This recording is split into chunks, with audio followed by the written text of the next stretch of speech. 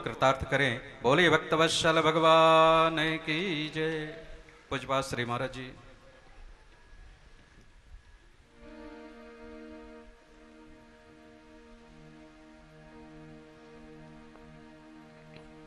ओम ओम ओम।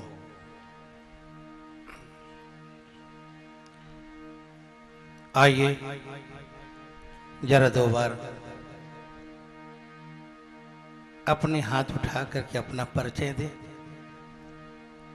देखिए, दो जगह हाथ उठाए जाते हैं।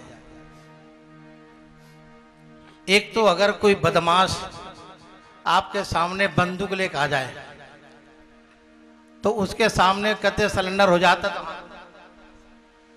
है ना, डर के मारे वहां आदमी सिलेंडर हो जाता है। और दूसरा, भगवान के सामने, हे नारायण, अब आपके सिवाय कुछ और है ही नहीं है और हम तो खाली हैं, ये बस हम आपके हैं और आप हमारे हैं, बस ये। और आप लोग तो बड़े भाग्यशाली हैं। आइए दो बार नाम स्मरण करें और जैसे ठाकुर जी इच्छा।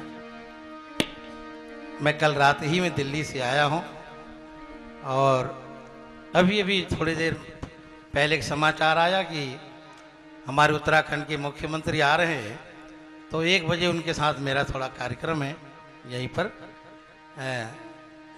तो कल स्वामी जी मेरे गुरु भाई हैं, डॉक्टर हैं, और ऐसे डॉक्टर हैं, दांत के डॉक्टर हैं। अब इनके हाथ में जादू है। मुझे तो अवसर नहीं मिला है अभी और ना अवसर मिलेगा, क्योंकि मेरे से भी दांत अभी 32 दांत बिल्कुल मौजूद है, ठीक है और ठीक रहेगा। लेकिन इनके हाथ में जादू है। अगर किसी के दांत में कोई दर्द हो रहा हो, हिल रहा हो, तो आपके सामने इनको मशीन की जरूरत नहीं पड़ती। इसके हाथ में ऐसे जादू है, हाथ लगाएंगे, कब कब निकाल के आपके हाथ के में पकड़ा देंगे, आपको पता नहीं चलेगा दांत कैसे निकल गया। ऐसी इसके हाथ में जादू है। और स्वयं हमारे व्यास जी महाराज, चपरागिरी बापू जी भली भांति परिचित है आपसे, और मैं उनके बारे में बहुत सुना हूं। और अभी आपके बारे में थोड़ी सी आपको 2 शब्द बताऊंगा। जरा मेरे को आप समय बता दें कि 2 मिनट 5 मिनट कब तक? 5 मिनट, क्योंकि पता चला कि समय बताए नहीं। और ये जो माइक्रोफोन है ना, ये किसी वक्ता के हाथ में आ जाए तो ये माइक्रोफोन तो अलग होना चाहता है, लेकिन जो वक्ता है ना, ये छोड़ना नहीं चाहता इसको। ये बहुत बड़ी बीमारी है।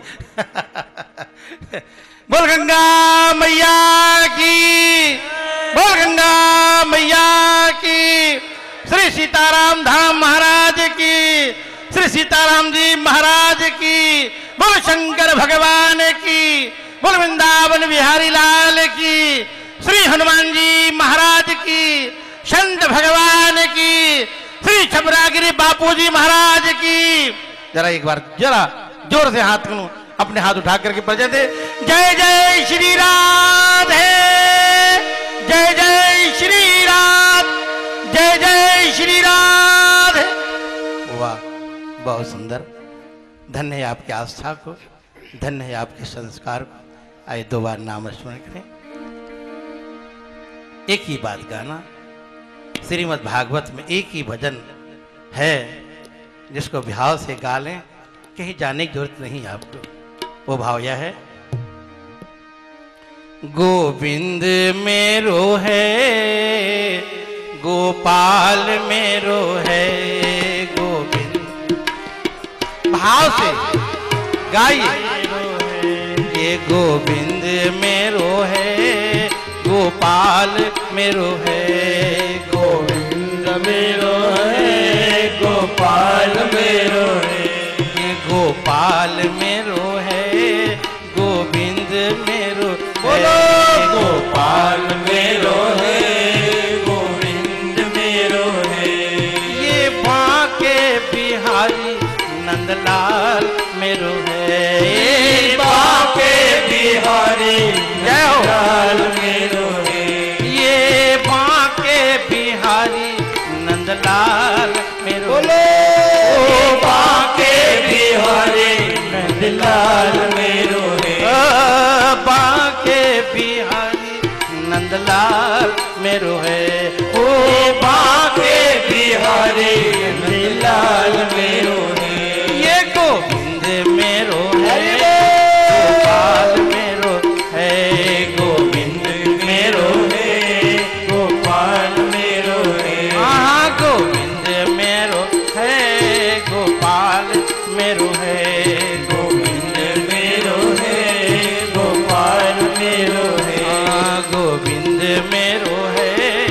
गोपाल मेरो है, गोविंद मेरो है, गोपाल मेरो है। कभी भी जब आपके मन में अशांति हो, कोई कार्य न हो रहा हो, तो कहीं मत जाओ, किसी के पास मत जाओ, ठाकुर जी के सामने बैठकर बड़ी आस्था से इस भजन को आप गाते रहिए। ठाकुर जी अपने आप आपके ऊपर प्रसन्न हो जाएंगे।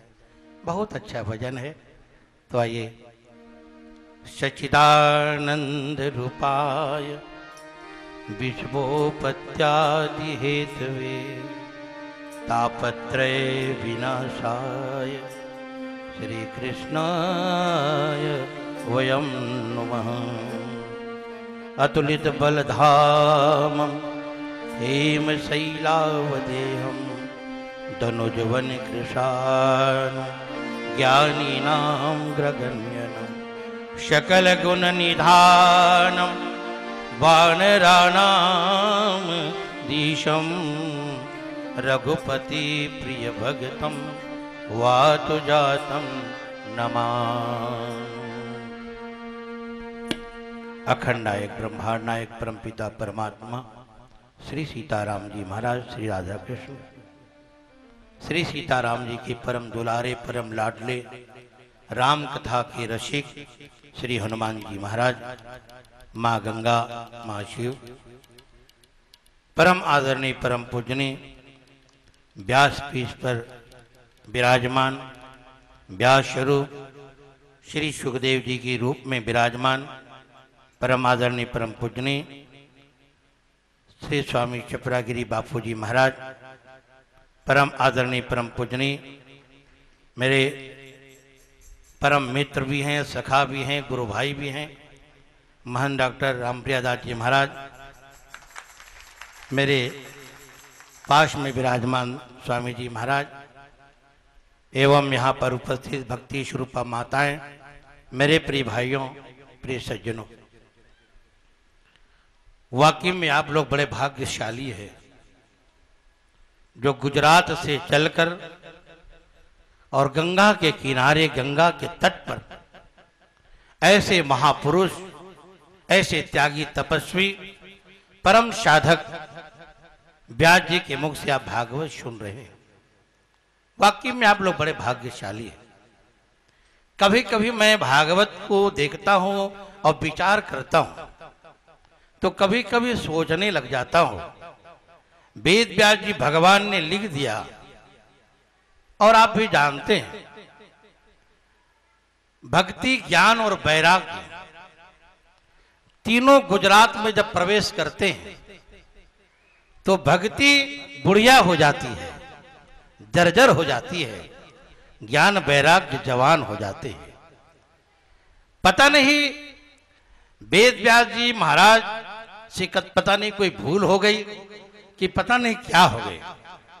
शायद मैं उनके जमाने में होते तो मैं ये कह देता, व्यास जी महाराज आपने गलत लिख दिया। आज मैं देखता हूं, आज के दौर पर देखता हूं, जितने भी प्रांत है उस प्रांत में भक्ति बुढ़िया हो गई है और आज हमारे गुजरात में भक्ति जवान हो गई है। मैं देखता हूं आज वाकई में जो लगन, जो भाव, जो आस्था गुजरात वालों के अंदर में ही परमात्मा के प्रति, ठाकुर जी के प्रति, उस कथा के प्रति कहीं नहीं पाओगे। ये महिमा है। आप लोग देखते होंगे, आप लोग इतने दूर से आकर के गंगा के तट पर भागवत सुन रहे हैं, लेकिन आप लोकल 10 आदमी नहीं पाओगे यहां का। क्या लोकल यहीं का बात 10 आदमी नहीं पाओगे? क्या है भागवत? आप क्या सुन रहे थे? भागवत। कितने शब्द है इसमें? 4 है। 4 शब्द है। भागवत। भयाने होता है भक्ति, भागवत भक्ति, गयाने ज्ञान, व यानी वैराग्य और त यानी है त्याग। 4 शब्द है और चारों चीज में भक्ति भी है, ज्ञान भी है, वैराग्य भी है और त्याग भी है। अब ये चारों चीज किसके पास में? वो केवल सुखदेव जी महाराज के पास में है। और जिनके पास में चारों चीज हैं वही श्रीमद् भागवत कथा कर पाते हैं। और आज वही चारों चीज हमारे छपरागिरी बापू के पास मौजूद है। इनके पास में ज्ञान भी है, भक्ति भी है, वैराग्य भी है और त्याग भी है। भागवत कथा कर देना बड़ी बात नहीं है, क्योंकि शांत जिस प्रकार उनमें चारों चीजें हैं और उन चारों चीजों को जब तक वो व्यास अमल नहीं करते हैं और वो चारों चीज अगर वो व्यास के पास में नहीं है तो वाकई में कोई साधारण व्यक्ति भागवत नहीं गा पाता है। मुझे तो कल बापू ने बताया ऐसे बात है, मैंने कहा बापू मैं जरूर जाऊंगा। मेरे हरिद्वार के अंदर इस समय 200 संस्थाओं के वैष्णव समाज के मैं अध्यक्ष हूं यहाँ का। और कल आते ही मुझे समाचार दिया, मैंने कहा बापू मैं सब छोड़ करके मैं आपके पास जाऊंगा, आपके दर्शन करने जाऊंगा। क्योंकि दो ही तो चीज है, या तो गंगा में डुबकी लगा लो, गंगा में डुबकी लगाने से जो पाप नहीं धुलता वह पाप जो है ऐसे महापुरुषों के दर्शन मात्र से पाप धुल जाता है। क्योंकि आप देखते हैं आज भागवत की दौर बड़े विचित्र दौर चल रहा है। जिनको नहीं पता वो भी आज भागवत गा रहा है। लेकिन भागवत अगर सुनना है तो ऐसे महापुरुषों के मुख से ही भागवत सुनना चाहिए।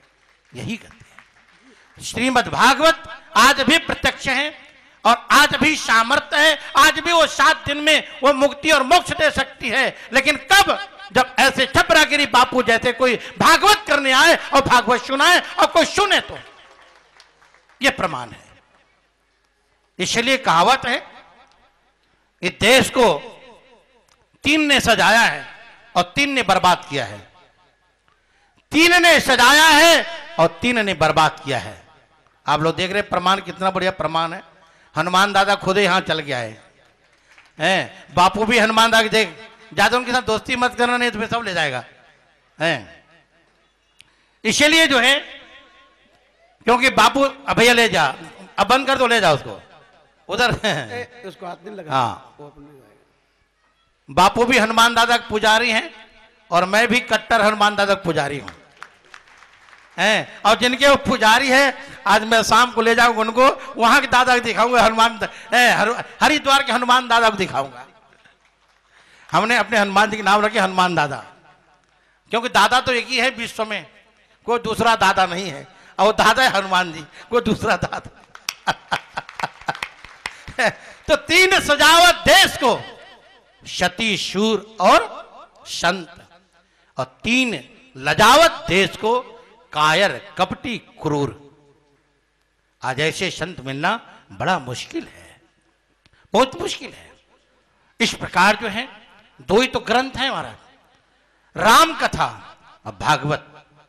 रामायण रामचरितमानस 2 ही तो हैं। एक जीने की कला सिखाती है और एक मरने की कला सिखाती है। राम कथा हमें आपको एक जीने की कला सिखाती है और श्रीमद् भागवत हमें और आपको एक मरने की कला सिखाती है। 2 ही ग्रंथ है। देखिए रामचरितमानस उठा करके क्या आदर्श है, क्या प्यार है, क्या स्नेह है, क्या मोहब्बत है उसमें, क्या संस्कार है। हम सुनते तो हैं